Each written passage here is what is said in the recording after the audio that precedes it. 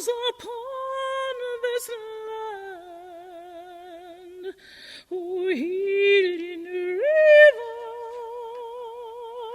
send down your waters and wash the blood from off the sand. This land is parching, this land is burning, no seed is growing in the barren ground. O healing river, send down your waters. O healing river, send your waters down. Let the seed of freedom awake and flourish. Let the deep roots nourish. Let the tall stalks rise. O healing river, send down your waters. O healing river, from out of the skies.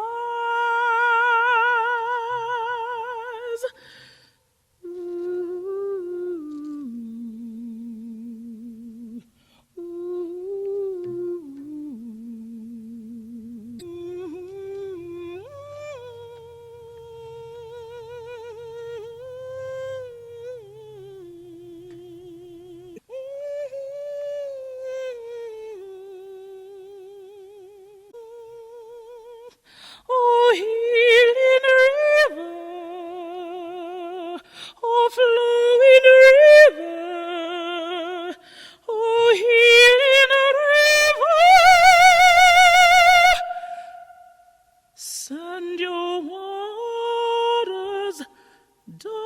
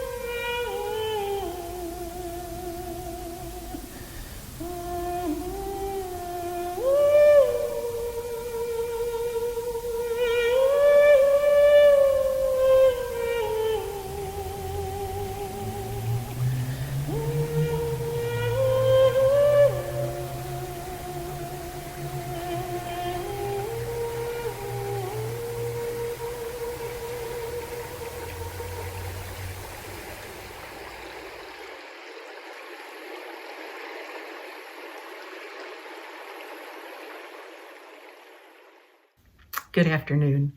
Welcome to the virtual opening of Healing, Who is God Midwest exhibit. I'm Mary Martin, curator of the exhibit, and I'm here to tell you a little bit about the history of the Who is God exhibits. It all started back in 2010 when Andrea Mastrangelo, owner of Museum Contempo in Shelton, Washington, noticed a growing trend of artists who were expressing their spirituality in their artwork. And from this realization, she started a series of self-published books named Who is God, beginning with 13 artists. And over the next 3 years, 12 additional artists joined the project. And by the time book 4 was published in 2013, Andrea had decided to hold an exhibit of the works that were included in book 4, and thus began the exhibits. So they have continued on to this day. And Andrea had a vision of spreading the exhibits across the country with multiple regions of the country exhibiting simultaneously with a common theme.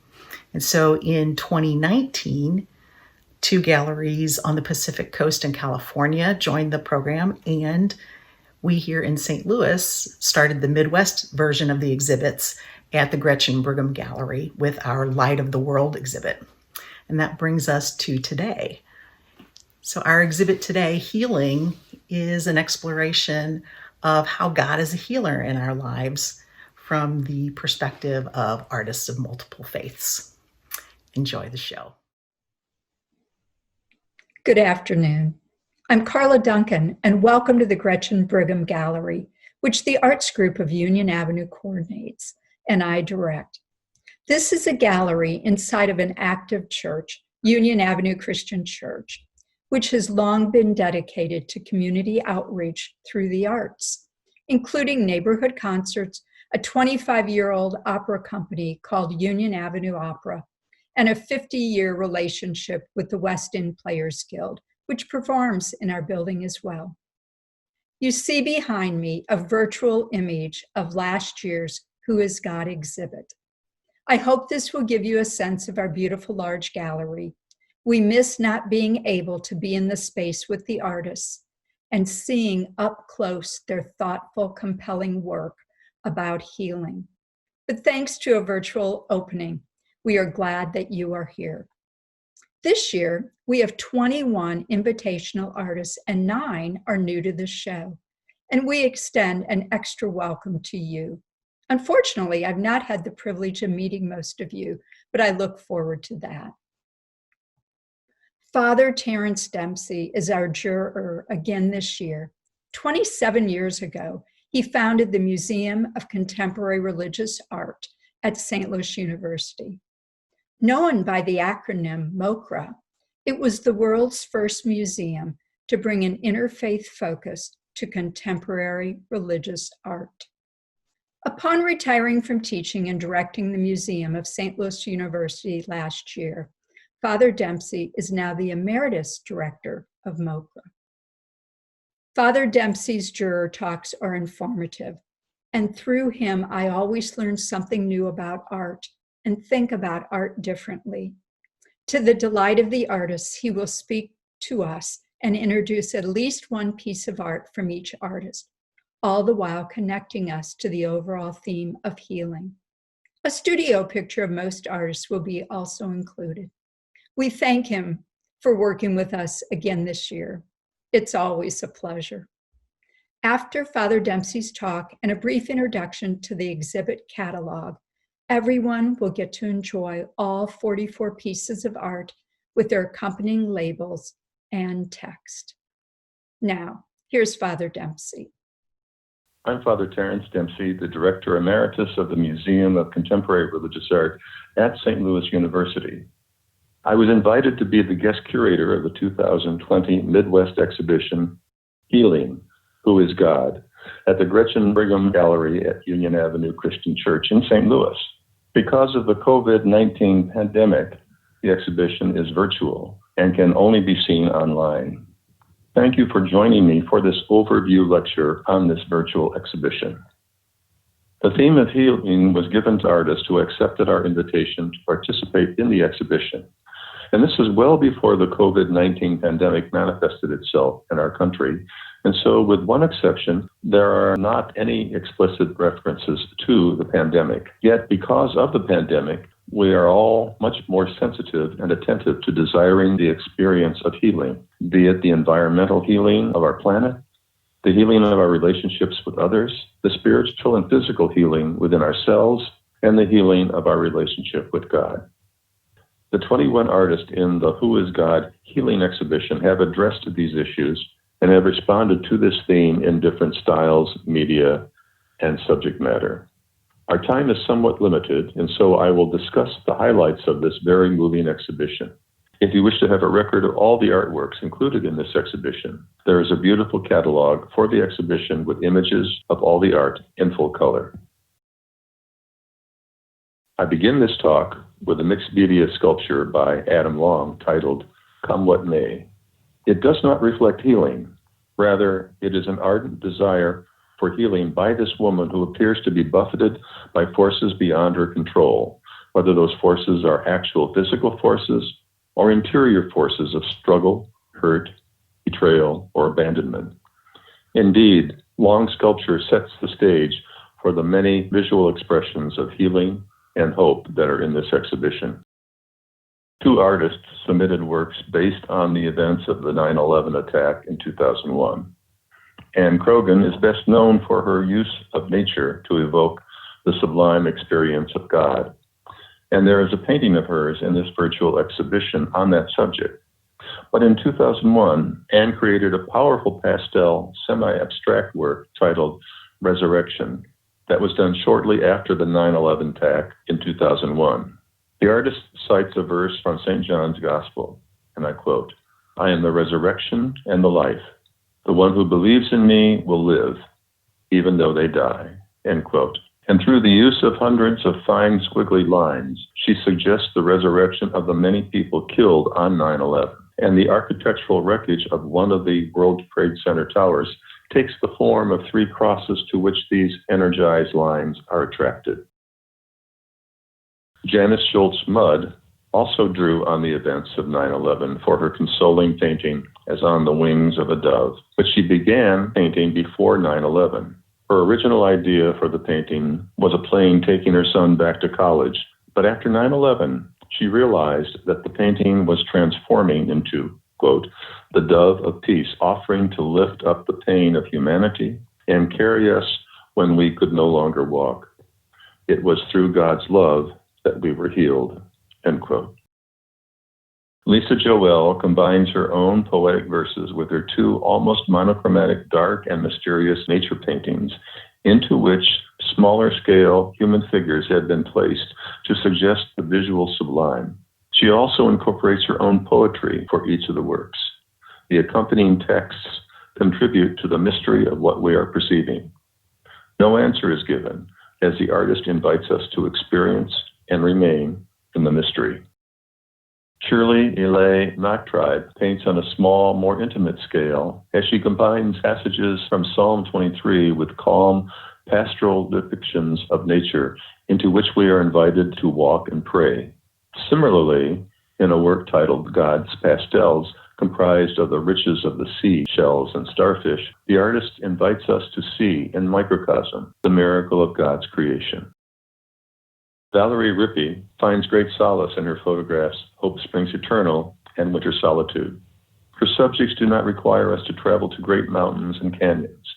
They can be encountered in places as accessible as a city park in the winter or in the countryside in the spring.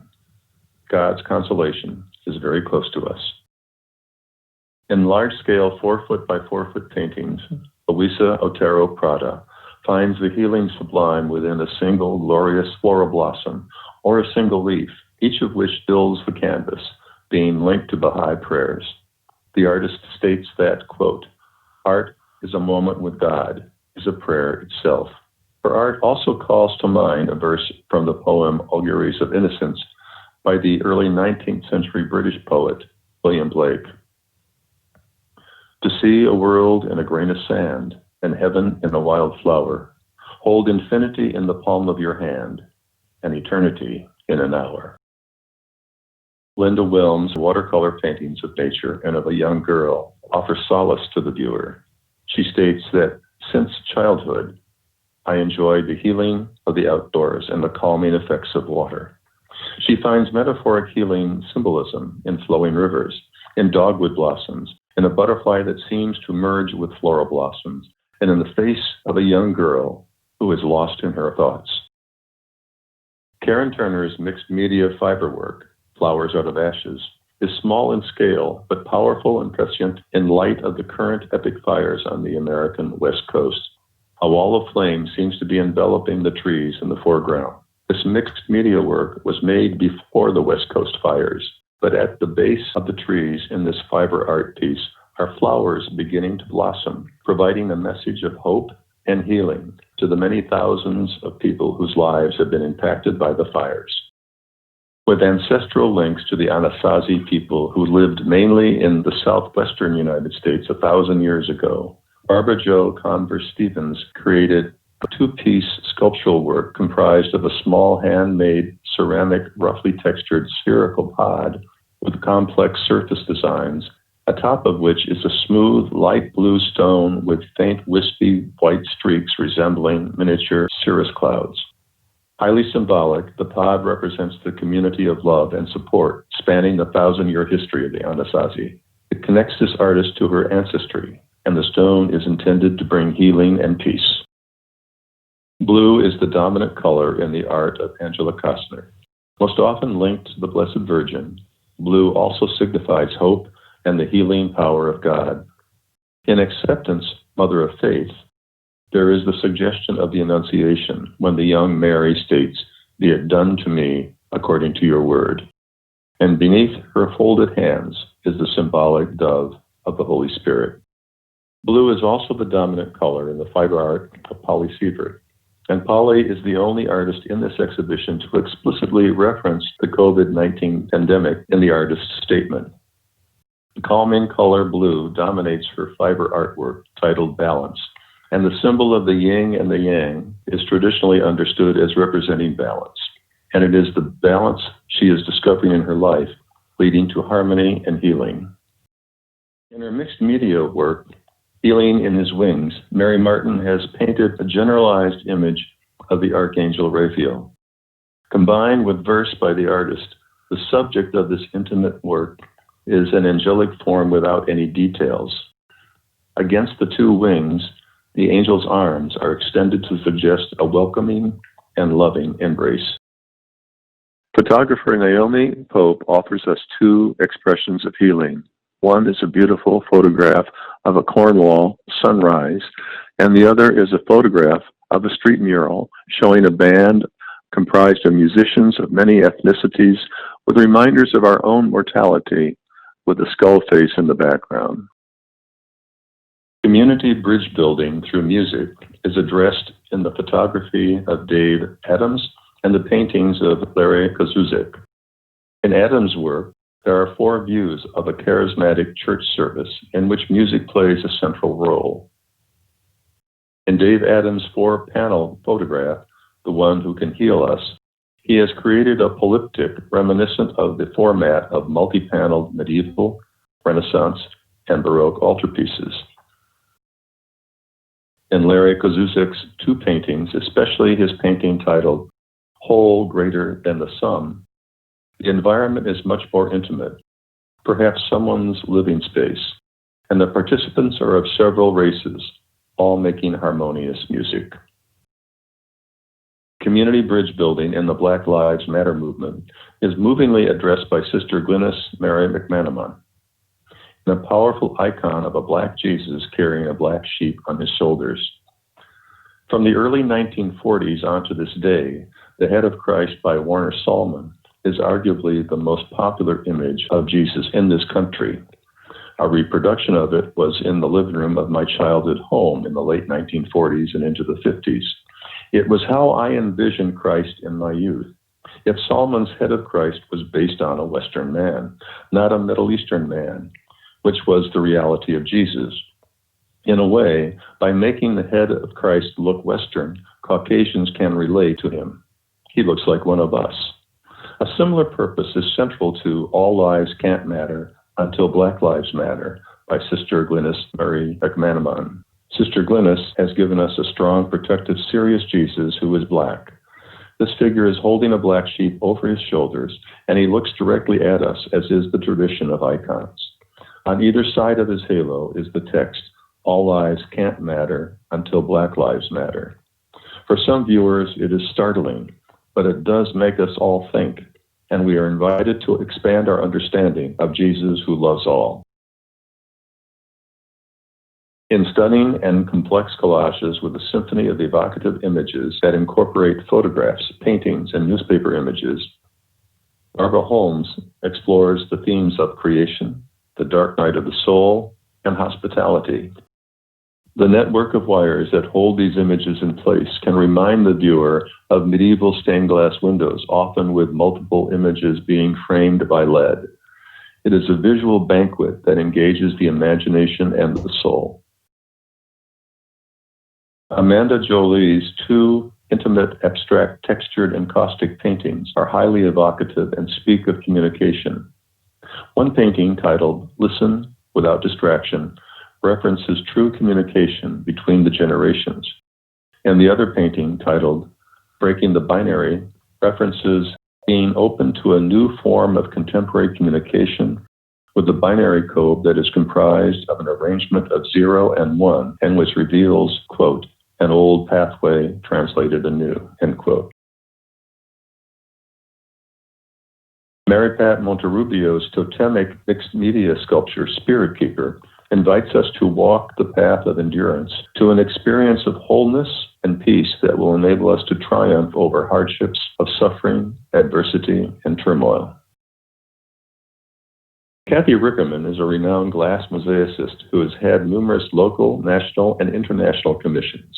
In Divine Healing Light, the human figure is silhouetted against a reversed rainbow symbolizing the Hindu chakras that represent energy and health. The white semicircle silhouetting the human figure symbolizes God, the Divine Healing Light. The Healing Who is God exhibition is inspiring. The 21 artists in this exhibition have offered us images of hope, awe, compassion, and openness to understanding who is my neighbor. And they are images that can help us to understand how God is working in our lives. And that is healing indeed.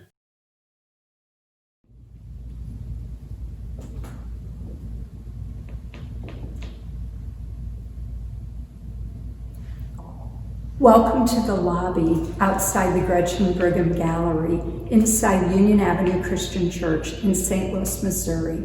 Before we see our final look at the artwork, I'm here to inform you about 3 things. How to procure our blurb catalog, how to purchase artwork, and how to stay in touch. This catalog contains full color reproductions of the artwork. In fact, it's what Father Dempsey used to jury the work. All you have to do is go to blurb.com, find the search engine, which is a small magnifying glass, type in Who is God Midwest Exhibit, and it will take you to this catalog as well as last year's catalog. This catalog is offered at cost, which is $10.79. Add in some shipping, add in tax, and for $15.74, you can receive a catalog. But the more you buy, the cheaper they become. And they make great birthday gifts, holiday gifts, or a special gift for someone who is living through healing. Detailed instructions on how to go to Blurb will be at the end of this video. You may see a piece of artwork that you'd like to purchase. Contact the artist directly. The gallery's not taking a commission for this virtual exhibit, so the artist receives the price you see. Art in the St. Louis area will be available for curbside pickup, and our 3 Kansas artists, I'm sure, will work with you on shipping. Thank you for attending our virtual reception. Please like and follow us on Facebook. In particular, during the next 7 weeks of our show, we will be featuring Who is God artists, and it will be fun to learn more about them and see more of their artwork. From all of the artists, from Father Dempsey, from Mary Martin, and myself, we wish you well and thank you for attending our virtual reception. Our last look at the artwork does have limited text, so feel free to pause and then continue. Thanks. O healing river, send down your waters, send down your waters upon this land. O healing river, send down your waters and wash the blood from off the sand. This land is parching, this land is burning, no seed is growing in the barren ground. O healing river, send down your waters. O healing river, send your waters down. Let the seed of freedom awake and flourish. Let the deep roots nourish. Let the